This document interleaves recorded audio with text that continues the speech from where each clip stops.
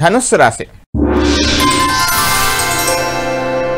ఈ ధనుస్సు రాశిలో గ్రహస్థితి పరిశీలన చేసి చూసినట్లయితే ఈ సంవత్సరం అంతా కూడా ప్రతి విషయంలో కూడా అంతా తమదే, అన్నీ తమకే తెలుసు, గతంలో మేము సాధించిన విజయాలన్నీ కూడా తమ విజయమే అని భావించినా కానీ తమపై తమకు మితిమించినటువంటి ఆత్మవిశ్వాసం పనికిరాదని చెప్పవలసినటువంటి ముఖ్యమైనటువంటి గమనిక.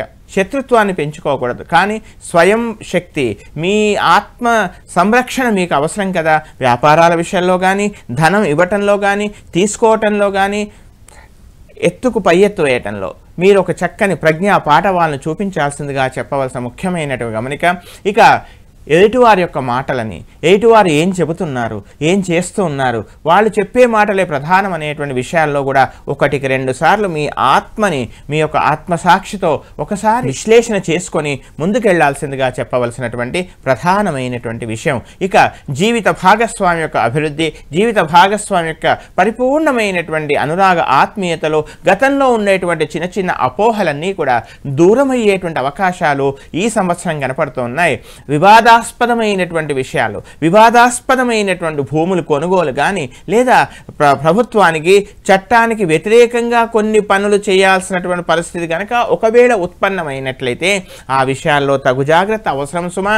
సరి అయినటువంటి రుజుమార్గంలోనే వెళ్లాల్సిందిగా చెప్పవలసినటువంటి ముఖ్యమైన గమనిక. విద్యార్థులు కాస్త సామాన్యంగా ఉంది, ఎక్కువగా కృషి చేయాలి, తక్కువ శ్రమతో ఎక్కువ లాభాన్ని పొందాలనేటువంటి చిన్న చిన్న దారులు వెతుక్కోవడం, ఫలితం సులభంగా రావాలనేటువంటి ప్రయత్నాలు కాస్త మానుకోవాల్సిందిగా చెప్పవలసినటువంటి ప్రధానమైనటువంటి గమనిక. ఒక ఆధ్యాత్మికమైనటువంటి లేదా మీకు గురుస్థానంలో ఉండేటువంటి ఒక ప్రముఖ వ్యక్తికి మీరు కొంత ఆర్థిక సహాయాన్ని అందించాల్సిన విషయము, లేదా సమాజానికి కొంత సేవ చేయాల్సిన పరిస్థితుల్లో మంచి భావాలు కూడా ఏర్పడవచ్చును. సామాజిక సేవ చేయడంలో ఒక అడుగు మీరు ముందుకు వేస్తారు. ప్రభుత్వ పరంగా ఒక అవకాశం మాత్రం ఈ సంవత్సరాంతంలో మీకు లభించేటువంటి అవకాశం మాత్రం కనపడుతోంది.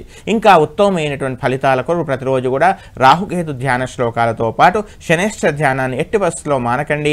ఈ రాశి వాళ్ళు ప్రధానంగా శమీ వృక్షాన్ని, అదేవిధంగా మేడి చెట్టును కూడా పెంచండి, పోషించండి, సంరక్షించండి.